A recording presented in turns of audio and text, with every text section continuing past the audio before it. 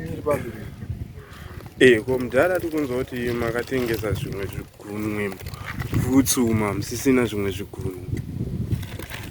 Zvigunwe ndakatengesa. Anotengesa sachi.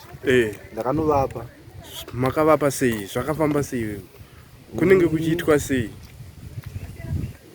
Situation yacho ma1 ndakatongoona kuti pada kuendesa zvigunwe. Saka anzi panhau dzemari. Sezwa mukungoona kaizvozvi kuti everyday makusenda kungomuka ndichidya makoni snacks machichi tikotembo maziya here. Wokuda kwezvigunwe uko? Kuda kwezvigunwe haumadye usina kutengesa zvigunwe. Ungadye 5-7 makonkoni. Izvozvi ndabva kudya lofu rechingwa zvapera. Ndaripedza.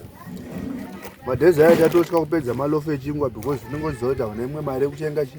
Yekutenga chimwe. Handozora. But hazisi kukutambudzai here nhau yezvigunwe? Because tikunzwa kuti vanhu vazhinji vari kuzotambudzika nenhau yezvigunwe. Nini handisi kutambudzika.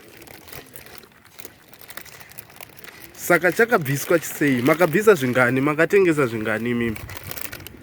Ndakatengesa cheuku. Ndakatengesa cheuku. 2. Mangwana kana kuswera mangwana. Ndoda notengesa zvombe 2. Alright. Asi munoona zvakanaka here zvokutengesa zvigunwe? Kunaka. Kunaka zvino. Kunaka zvino kunaka.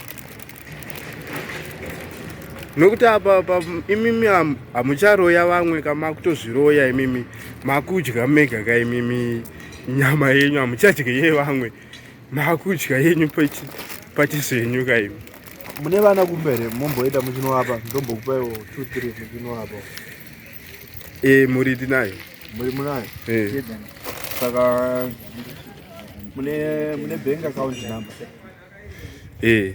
Wazi pamwe ndikambokuisiraiwo mari munongombouya nezvigunwe 2-3. Aiwa zvakanaka regai titore madetails.